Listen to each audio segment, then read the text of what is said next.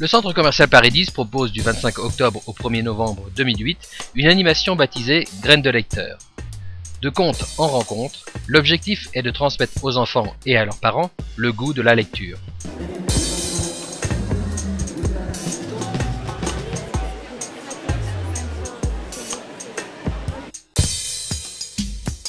Le temps d'une séance dédicace, Graines de lecteur, c'est avant tout des rencontres avec des auteurs et des illustrateurs. Parmi eux, Frédéric Farangorn. Je suis venu à ce salon pour présenter mes livres et raconter des histoires. Donc moi j'habite la presqu'île de Quiberon, je suis un voisin un peu plus au sud, un peu plus au nord pardon. Et donc voilà, j'ai écrit une trilogie chez Bayard Jeunesse qui s'appelle Le Chante-Lune, qui a été regroupée l'année dernière en un seul format. Voilà, une histoire fantastique, une histoire de science-fiction. Et je raconte aussi une petite histoire qui s'appelle Tara et le Kikalo Patapoutouf, il faut bien l'articuler. C'est l'histoire d'une petite fille qui s'est fait disputer à tort et qui voit une main qui vient lui parler. Voilà, donc ça la surprend assez. Tara et le Kikalo Patapoutouf est venue d'une histoire familiale après avoir disputé ma petite fille pour une bêtise qu'elle n'avait pas commise. Et donc j'ai voulu rattraper la chose et c'est là où cette histoire est venue parce que j'ai trouvé une petite astuce. J'ai mis ma main comme ça et j'ai commencé à lui parler en disant « Pourquoi tu pleures, Tara ?» Et voilà, l'histoire est partie de là. Si je n'avais pas disputé ma fille ce jour-là, l'histoire ne serait jamais finie. Donc disputer régulièrement les petites filles, ça vous donnera des idées. Alors moi ce que j'aime dans les rencontres comme ça, dans les dédicaces, c'est qu'on rencontre nos lecteurs. Parce que quand on écrit, on est seul dans son bureau, dans sa chambre, on écrit nos histoires. Et les salons permettent de rencontrer des lecteurs. Parfois des lecteurs qui nous ont déjà lus ou qui vont nous lire. Et voilà, donc moi j'aime bien répondre aux questions et puis expliquer comment mes histoires sont venues. Parce que les histoires, elles ne viennent pas comme cela. Les histoires ont des histoires. Et des histoires, il y en a plein grâce à un large choix de livres à découvrir, et notamment toute la collection de Max et Lily, signée Dominique de Saint-Marc, marraine de cette édition 2008 de Graines de lecteur. On m'a demandé d'être marraine du Salon du Livre de Paris 10, donc je suis très fière d'abord, honorée. Et parce que je tiens beaucoup à la lecture, je pense que c'est important qu'il y ait ce triangle entre enfants, parents et livres, et qu'on peut se dire plein de choses, que les parents peuvent parler d'eux-mêmes un peu à travers des livres. Et donc ça resserre le lien parent-enfant. Donc j'aime beaucoup les livres à cause de ça, et puis les illustrations maintenant sont étonnantes. Donc, voilà. Et j'adore venir comme ça, rencontrer les parents et les enfants, parce que je me ressource, ils me donnent des idées rien qu'en les regardant, en parlant un tout petit peu avec eux, juste le temps d'une signature. J'essaye de faire des signatures longues, en faisant un petit portrait de l'enfant, de ce qu'il aime, de ce qu'il n'aime pas dans la vie. Donc ça me permet de rentrer en contact avec lui et de le connaître. Et après j'essaie de le faire vivre dans mes livres. Et aussi les parents me disent des choses, j'ai l'impression d'être l'ami de la famille. Et ils me racontent des choses assez intimes et ils me remercient souvent de les avoir accompagnés dans leur métier de parent, ce qui n'est pas facile. Et moi j'ai été une mère un peu seule. Et donc je suis très touchée quand on me dit ça, parce que je me dis que j'ai réussi ce que je voulais faire, c'est-à-dire accompagner les parents, être des bons parents, et que j'écris un peu comme une maman qui a un peu plus de temps que les autres mamans. Donc Max et Lily, qu'est-ce que je peux te dire? Lily a 10 ans à peu près, 9-10 ans, Max a 8 ans, Lily a la langue bien placée, elle n'a pas la langue dans sa poche, elle travaille bien en classe. Max est plus timide et plus... il a l'impression d'être nul souvent, mais il est drôle et très actif, hyper actif. Et ils sont tous les deux à la recherche des choses et du jeu et du plaisir. Et donc ils sont des enfants comme tous les enfants.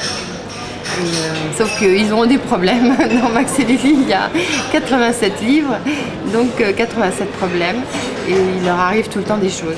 Enfin, l'idée de la collection, c'était quand même que les enfants aient confiance en eux, parce que je pense que c'est capital, et que les parents aient confiance en eux aussi, en tant que parents, et qu'ils sachent décider des choses. Je crois que c'est très important que les parents sachent comprendre leur enfant et savoir ce qui se passe dans la tête de leur enfant, ce qu'ils disent avec Max et Lily, et aussi qu'ils sachent poser des limites, c'est-à-dire décider les choses et pas laisser les enfants décider. Parce que c'est très angoissant pour des enfants que les parents ne sachent jamais quoi décider et qu'au fond, ils laissent l'enfant décider lui-même. Donc je pense que même s'ils se trompent, je pense que les parents doivent apprendre à prendre des risques d'être parents et même s'ils se trompent, c'est pas grave. Moi, j'ai l'impression que j'écris des contes de fées modernes. C'est-à-dire qu'il y a un dragon à terrasser. C'est la non-confiance en soi, c'est la maîtresse méchante, c'est la mère qui comprend rien, c'est le stress d'un examen, c'est le copain qui veut plus être copain. Enfin bon, ce sont des stress.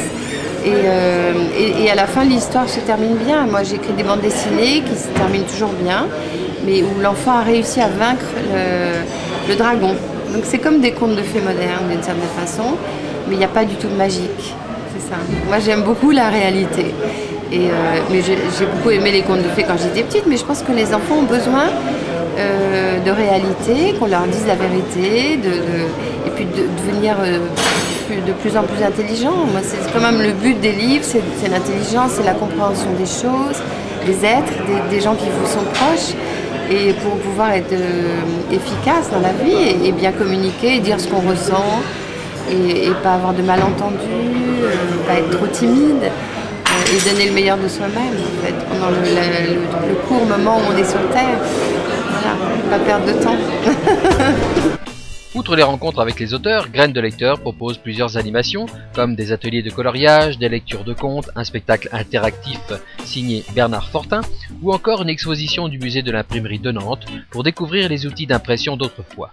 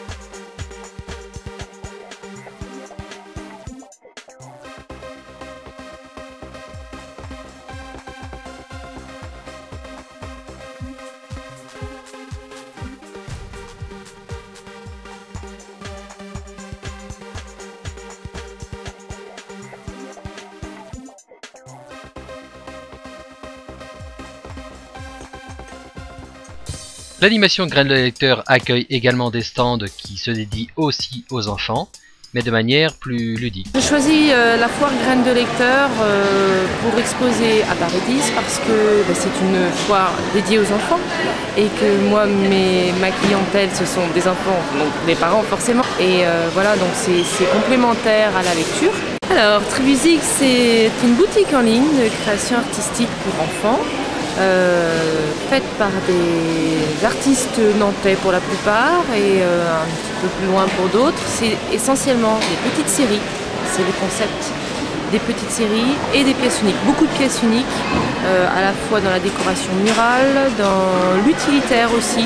Quand j'appelle utilitaire, c'est des tours de lit, des bavoirs, des serviettes, des turbulettes, des choses qui servent, mais faites par en petite série ou en pièce unique. Donc c'est le concept avant tout.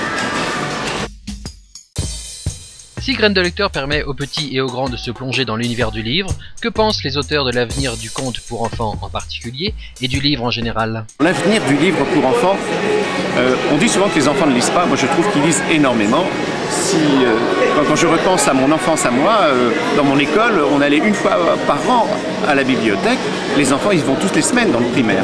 Ils lisent énormément, ils écrivent beaucoup aussi, ils inventent beaucoup d'histoires. Donc moi, je pense que le livre pour enfants a beaucoup d'avenir. Et je pense que le jeu vidéo a tendance à remplacer un peu tout. Mais avec le livre, on invente son propre univers. C'est-à-dire, même si le personnage est décrit, on se fait une idée. C'est-à-dire, moi, je décris très peu mes personnages parce que je sais que mes lecteurs vont se projeter dans les rôles. Moi-même, quand j'avais plus de cheveux, je m'imaginais comme Tarzan, Zorro, quand j'étais enfant. Voilà, donc je pense que le livre, plus que le jeu vidéo, c'est un endroit où on peut se projeter, où on peut imaginer, faire travailler son cerveau. Le livre est un copain de papier, quand même, un accompagnement. Donc je pense que j'ai pas d'inquiétude pour le livre et j'admire tous les libraires, les petits et les grands libraires qui se donnent un mal fou pour que les gens lisent. Donc je pense que non, ce qui a changé, je pense que le livre a encore de l'avenir, malgré les jeux vidéo et l'internet.